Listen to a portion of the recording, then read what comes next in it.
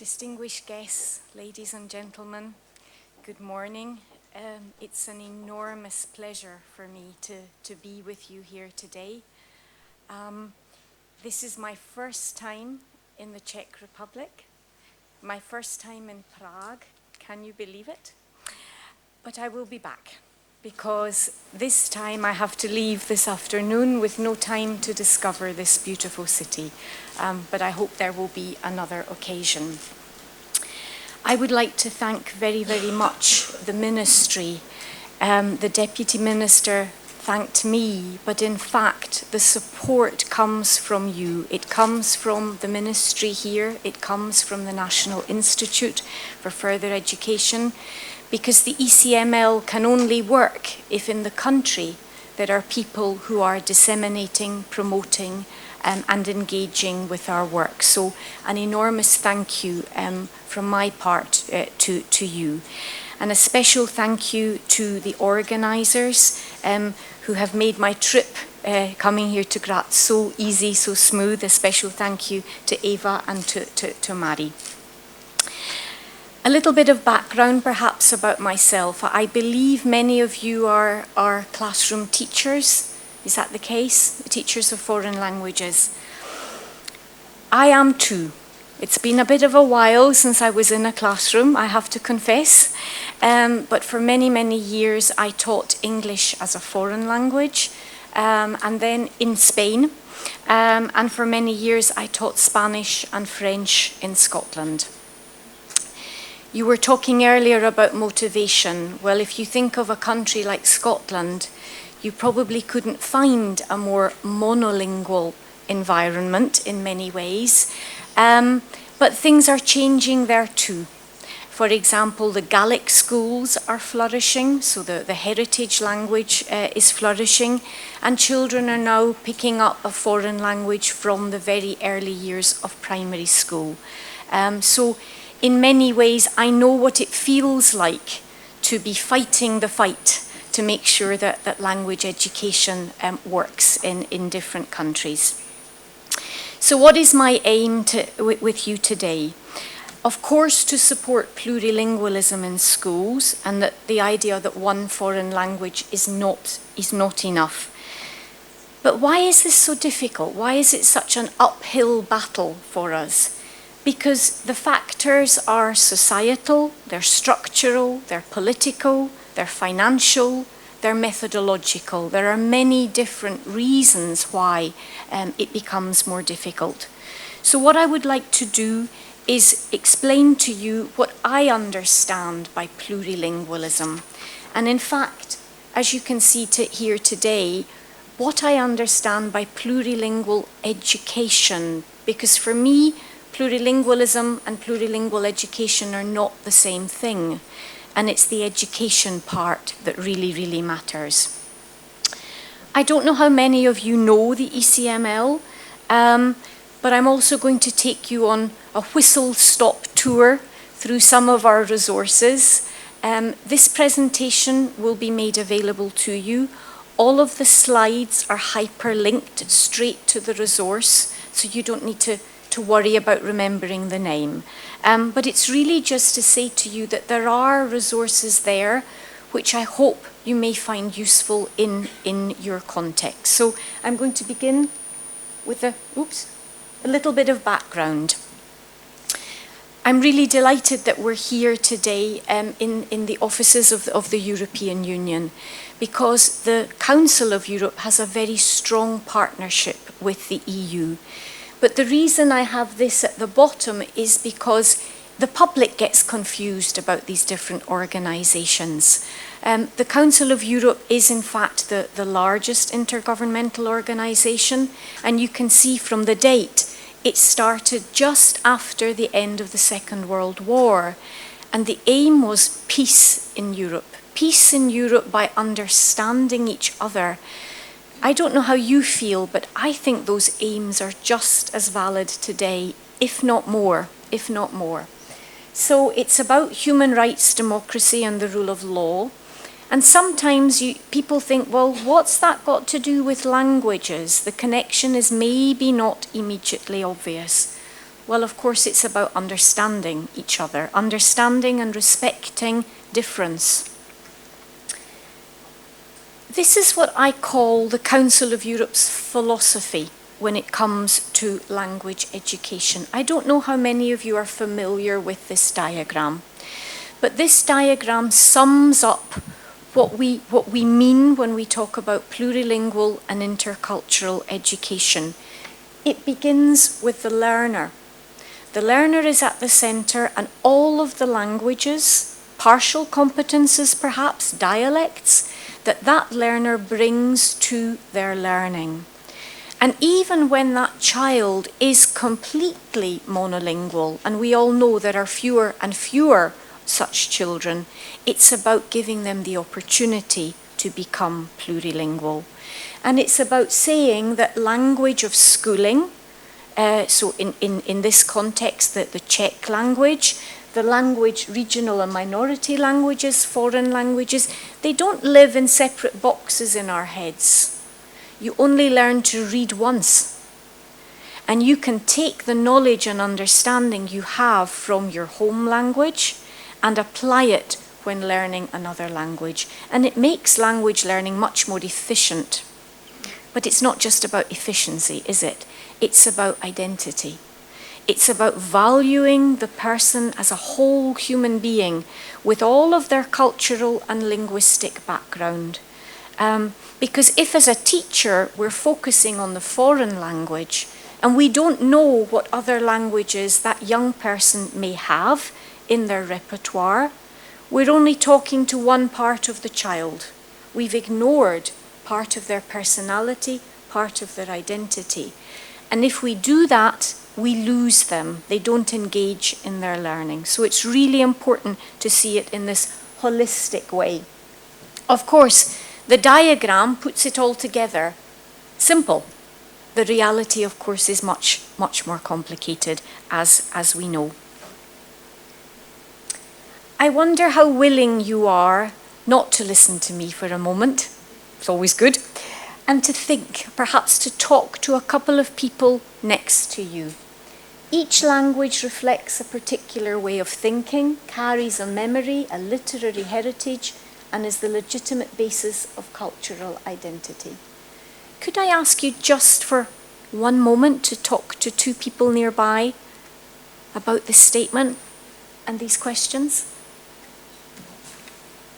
My lips are sealed. Go.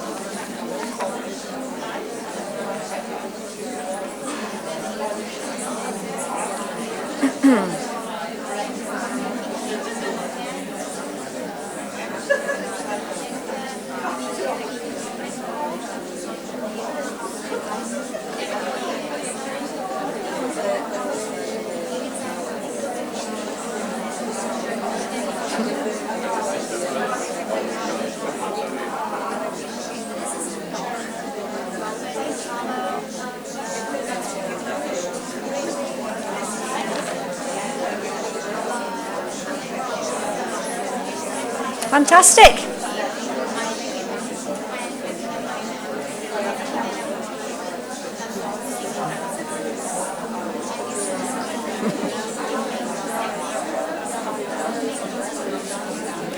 Okay. I'm very conscious of time, so let's move on. I have no idea what you said to each other. Absolutely no idea. But I assume this gets you talking because it is an important discussion. And I would just like to go back for a moment and really try and define what we mean by plurilingual education. It's an awareness of why and how you learn a language. It's an awareness of the ability to transfer from one language to another. to perceive and mediate the relationships between languages and cultures. It's about a global approach to the curriculum, and it's about a respect for the plurilingualism and pluriculturalism of others around us. And when it comes to foreign languages, it's about working together. And I know as a teacher of foreign languages that sometimes in schools there's competition because you're all fighting for a small number of pupils. People are worried about their jobs. Will there still be a need for the Spanish teacher next year or the German teacher? But we do need to pull together and in each individual language be promoting other languages. It's absolutely essential. In the end, it doesn't matter what languages a learner chooses. It's the fact that they're engaging with language. So what I'm going to do now very quickly is say to you perhaps what we can offer you to support you in your work. The ECML belongs to the Council of Europe. It's an integral part of the Council of Europe. But it's a partial agreement, which means that countries choose to join the centre. And those countries pay additional fees to join the centre. And I think that's a sign of their commitment to language education. But we don't take that commitment for granted. We know that it's a big effort, and therefore we try our best to support you. I think you can see from our vision that we're in line with this plurilingual ideal. The plurilingual ideal that was first defined in the Common European Framework of Reference for Languages. That doesn't mean plurilingualism didn't exist before. Of course it did. Perhaps we called it other things. But it was in the CEFR, which is a key Council of Europe tool, that we first tried to define it and talk about the interrelationship of languages. We organise international projects based around key themes, early language learning, testing, etc. The themes that you see in this picture. But the idea of putting them in this diagram, who's at the centre? You, the professionals. Because what really will make plurilingual education a reality is if professionals are recognised as professionals, treated and valued as professionals, and given opportunities to develop. We all need to continuously develop and learn. And that we see as partly the responsibility of the centre. Our speaker from the Goethe Institute mentioned the importance of starting early. I absolutely agree with that. And in the ECML, we have done a number of projects looking specifically at the early years. Now, many practitioners in the early years are not linguists themselves. They do not have that training. But they are the ones who can open a child's mind to different languages and cultures. They don't need to be linguistic experts themselves. And this is a tool, it's a reflective tool to help those working in the early years sector think about the way they act, the way they teach, the way they speak to parents, the way they engage with children, which will develop that openness and that tolerance and respect for languages and other cultures. I would recommend you take a look into Pepelino. It is relevant as well in the primary context. I am going to go very quickly now because you can explore these in your own time. This is a current project which is about to finish. It's running at the moment, and it's looking, I love the title, Inspiring Language Learning, because that is what it's about, isn't it? It's really about, motivation is key. I'll give you an example. In my school in Scotland, I was very, very lucky. I learned French, German, and Italian. Doesn't exist anymore, I have to say. But you know what? I abandoned Italian. And it wasn't the language. The language is so beautiful. It was the teacher. I was demotivated. There was no engagement. There were no exciting activities. It was boring. It was dull. And of course, children switch off if you do that. So this is about inspiring language learning. Take a look. It's got all these things, beautiful resources, lovely storytelling kits that you can use in your class, and you can adapt to whatever language you are teaching. They're not language specific. I'm moving slightly now from foreign languages to the language of schooling. and to thinking about supporting those children who are bringing other languages to the classroom. This is a lovely project from the previous programme, where there is a Moodle platform that teachers can find resources on to support the language of schooling at the same time as valuing the languages the learners are bringing to the classroom. And it's organised under these themes. You learn a little bit about them, you can experiment, and then you can explore further resources. This one is very specifically about the language of schooling. What do we do to make sure that it is valued and seen as a resource for learning? In the current political climate, there's such a stress placed on the language of schooling, of integration of children from a migrant background. But sometimes it goes too far, pushing the language of schooling without remembering that they have their own language that needs to be brought into the classroom. How do we find that balance? How do we really push the language of schooling without losing home languages? And this gives you lots of ideas. The link here below is to a really wonderful video about a little Mexican boy who arrives in the United States. He's a brilliant mathematician, but of course he doesn't understand what's going on. And you see how the teacher tries to help him but doesn't know how to. The head teacher doesn't help him, and how that child gradually loses all interest in learning. And it's a real lesson for us all. This is a current project just about to finish, specific to the language of schooling, and it's about saying this isn't just the classroom teacher's responsibility, this is the whole school's responsibility. How can a school, a team of teachers, head teachers, administrative staff, sit together and go through this evaluation of their school? What are we doing? How are we doing it? You then get a result, and it links you to practices, examples of promising practice. I would recommend that you take a look. Again, it is not language specific. And there's a very interesting video of a head teacher in Finland talking about how his attitude to languages and language learning has changed by looking at this tool. And of course, when we talk about language in schooling, it's language as a subject, but it's always language in subjects, in history, in biology, in science. How can those teachers who are traditionally not trained to support the linguistic element actually help their learners? Because each subject has its own discourse, has its own language. How do we make that accessible to our learners? CLIL is an important theme of your conference today. And this is a project, completed project now, that really emphasises the notion of deep learning. How can you ensure that you're going deep into the language and deep into the subject?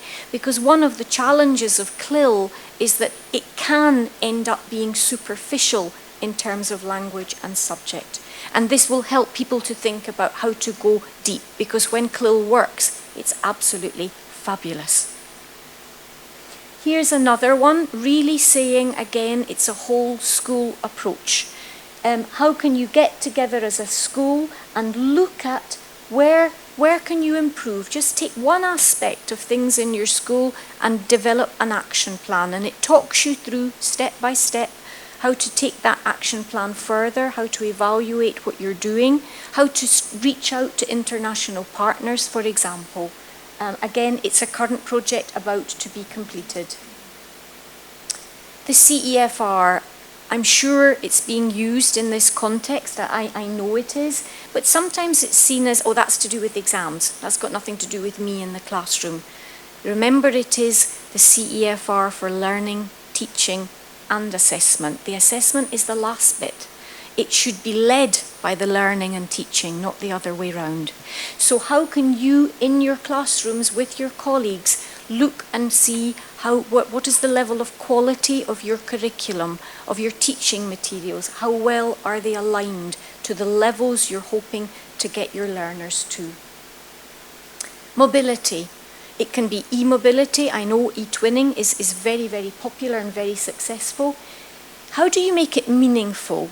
How do you avoid the children spending most of the time in McDonald's speaking to each other in their own language, right? We need to prepare for mobility. It doesn't happen automatically. And this is a toolkit from primary right through to teacher education, thinking about preparing it before, activities during the exchange, and then evaluation afterwards. Digital skills. Our learners are way ahead of us, most of us anyway, certainly me. But what can we do to strengthen their autonomy when it comes to learning? And also what can we do to make sure they're using digital tools critically?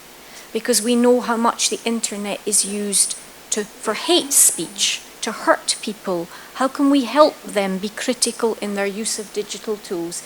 This is specifically for upper secondary and university students with real tasks. If you have to upload a recipe from your country to Wikipedia, you want to make sure the language is correct, because everyone out there will see it. So it's about real life tasks, making really motivating young people. And there's a Moodle platform to help teachers develop their own skills.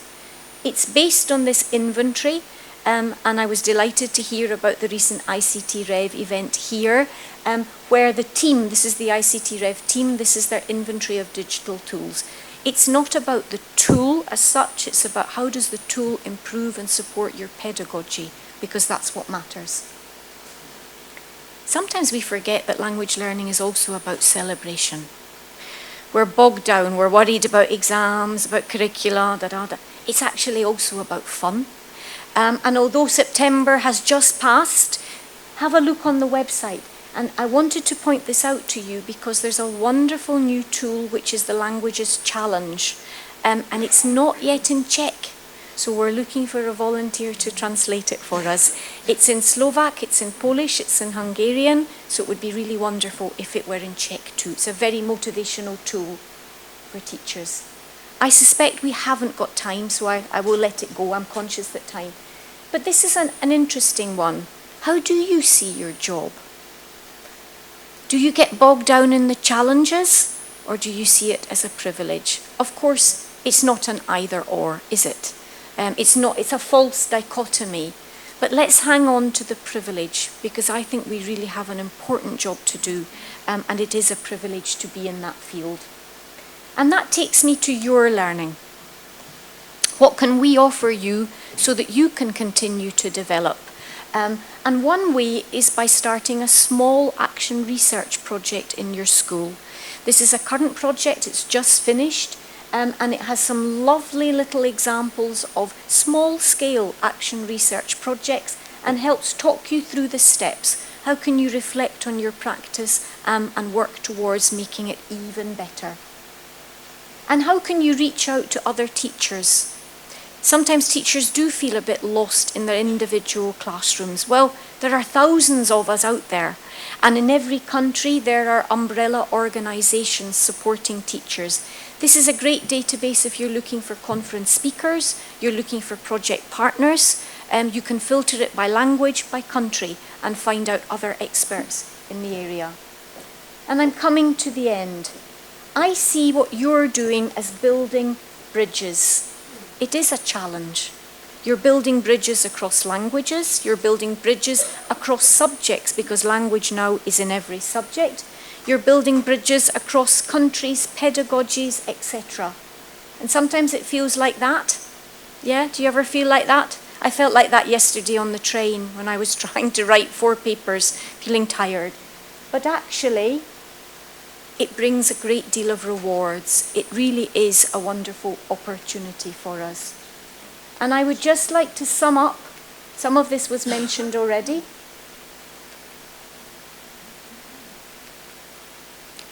As a language teacher, you're absolutely key. You're so essential to this process. It's about your pedagogy. You need to remain motivated. You need to promote languages, all of the benefits that were mentioned this morning. Do your children know about them? Do their parents know about them? But you also need all of this support. You can't do it on your own. So it's really an appeal to head teachers, to curriculum developers, to people responsible in ministries. This is a joint effort. Don't leave it to the classroom teacher. We all need a lot of support. Thank you very much, and I hope it's not been too long. Thank you.